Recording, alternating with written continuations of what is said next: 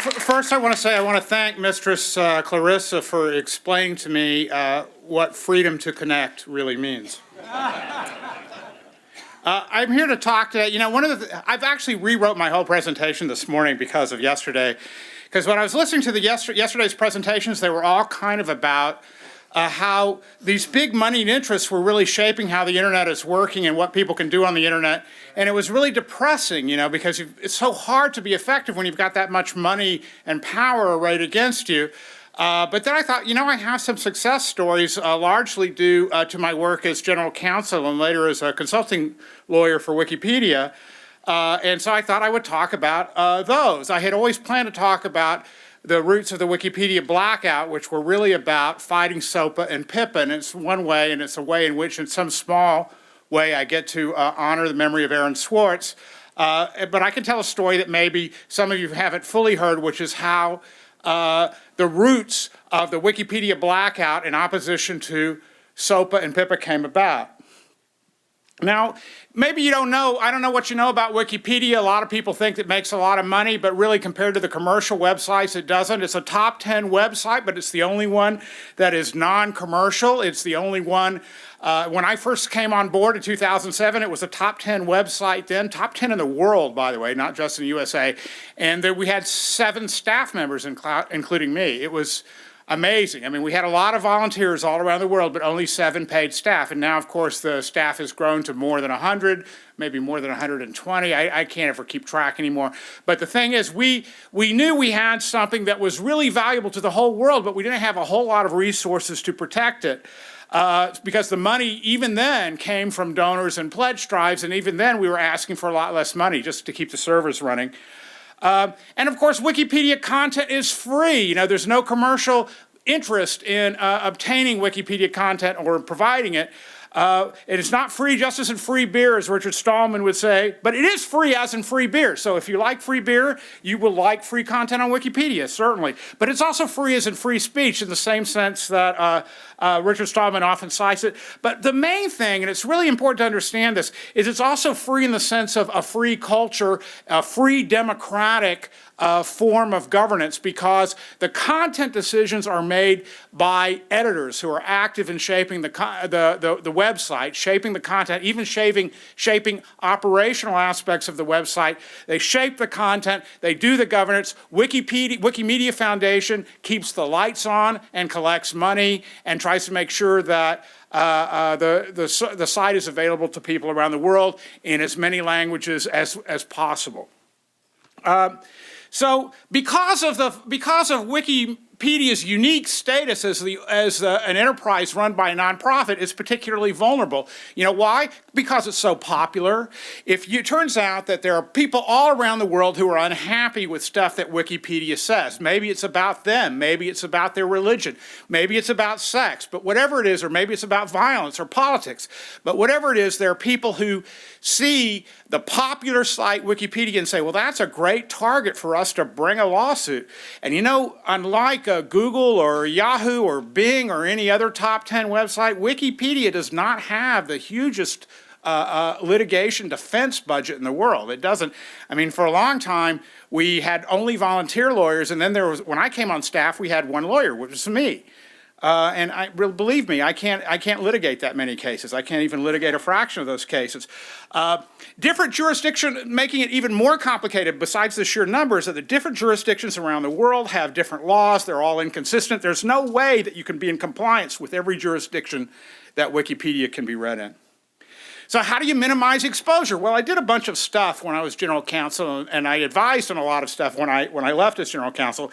But you know, the great jurisdictional firewall is level 1, right? What you do is you put as much stuff inside the continental United States or inside the United States borders as you possibly can, and you force people to come to you if they're going to sue you. So they can sue us in Hong Kong or they can sue us in Belarus, but it doesn't really matter until they try to enforce the judgment in the United States court. And if the judgment that they're trying to enforce somehow infringes on fundamental rights as they're guaranteed in the United States, like free speech or freedom of religion or so on, then it turns out that you can block it. So we have basically a jurisdictional firewall. Is it perfect? No. You know why? Because occasionally a really enterprising plaintiff or a really enterprising government will go after you in a foreign court, they'll get a judgment, and then they'll try to enforce the judgment inside the United States in a US court. Now, US courts are pretty good about protecting us from this stuff, but it's not seamless. And occasionally, you know, people do get past. For one thing, they could decide that the case was properly adjudicated. They could decide incorrectly that the case was properly adjudicated in a foreign tribunal. And even if we didn't show up and grant jurisdiction, they could say, well, it doesn't matter. You're going to have to face this judgment. Well, German murderers came to my attention. It turns out that there were a pair of German murderers who in the 1990s murdered a German TV star named Walter Sedlmayr. This is Wolfgang Verley and Manfred Lauber. And they served their time. It turns out that in Germany, a life sentence is 15 years. I don't think that speaks for the life expectancy in Germany. It turns out that if you're sentenced to life, but you do good behavior, you basically get out in 15 years. I mean, in a sense, it's quite humane. However, having said that, they served their time, and then they said, well, we can't get hired because, you know, the whole world knows that we're murderers. It's on the internet. It's in the articles in Wikipedia.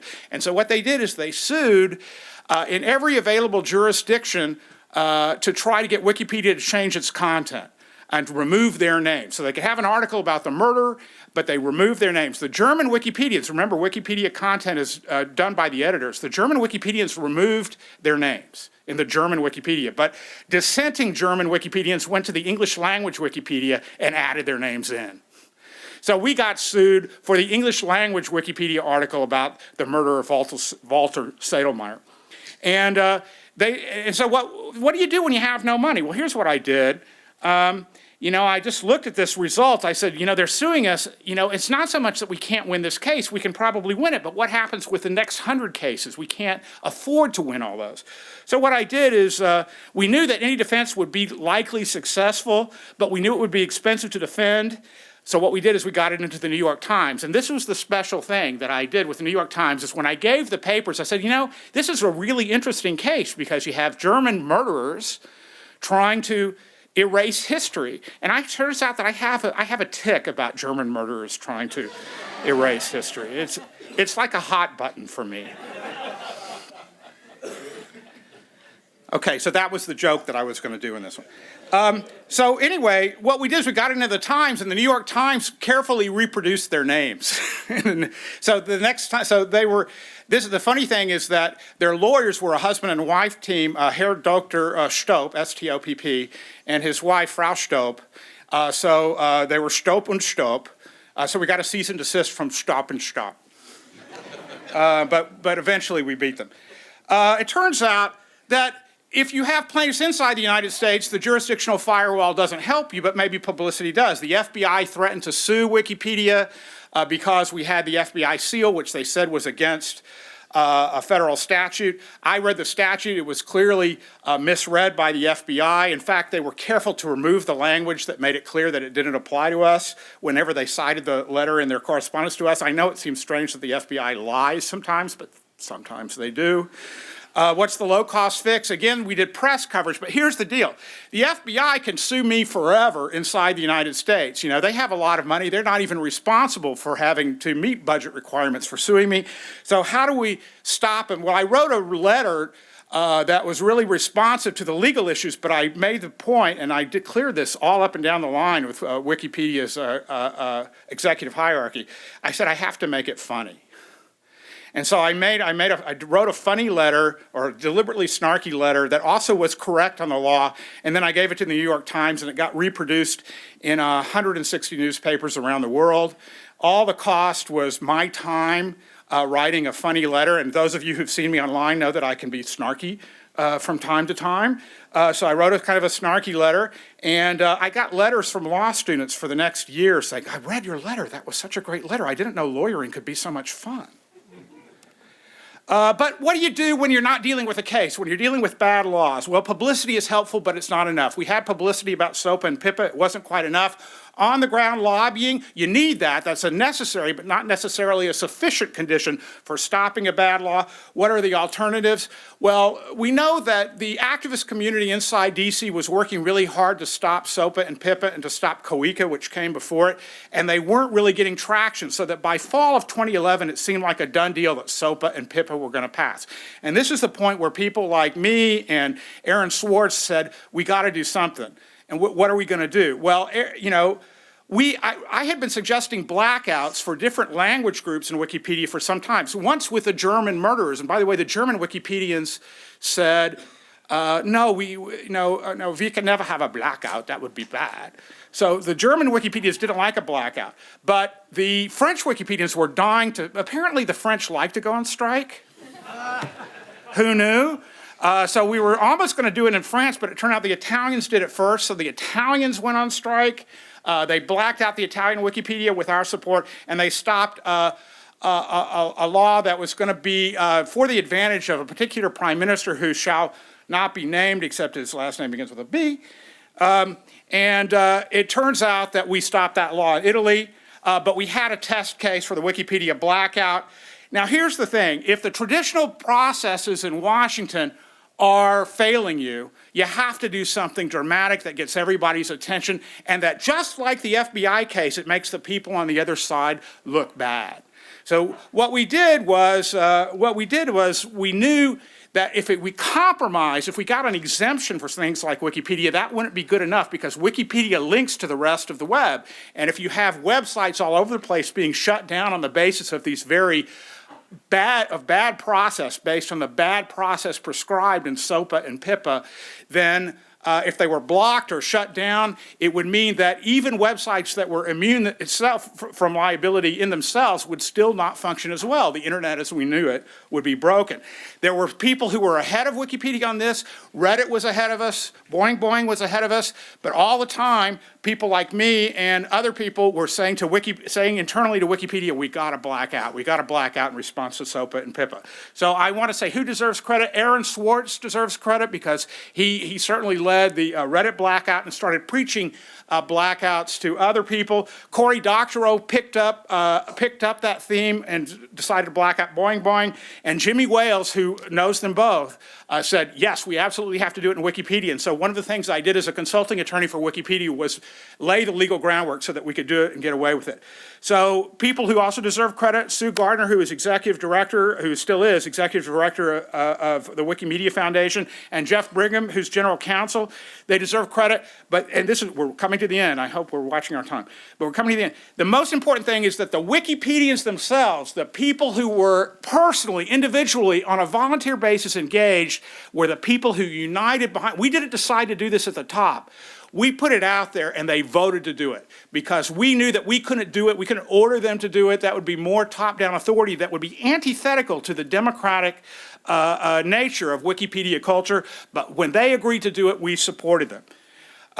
News coverage, Wikipedia, I think, turned the tide. I'm not going to say that any one thing turned the tide, but Wikipedia has as strong a claim on that as any because a lot of congressmen and senators discovered that their kids couldn't do their homework that day.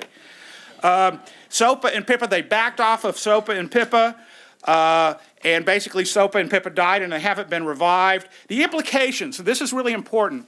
It is possible to triumph over mere money and power. You have to think hard about to do it. You have to outthink your opponent. But just as in martial arts, sometimes your opponent's greater strength or weight or speed or things that you can maybe use against them, sometimes you can use it against your opponents in political processes as well. We can't do it all the time, but the very fact that we did it once turns out to have had a really salutary effect on people who are proposing internet legislation right now. And because of that, we think it's a little bit like, it's not quite like Hiroshima, but maybe it did send a message. This is all about freedom to connect. One of the things that I want to really stress here is that the people want Wikipedia to be nonpartisan. Famously, Wikipedia has a neutral point of view and doesn't take a political side, but there is inherently a political judgment in the notion of providing free information to everyone in the way that Wikipedia does, and that's what we stood for with the Wikipedia blackout. Did I make it, David? A little over, but real quick. Very good. Thank you. Excellent.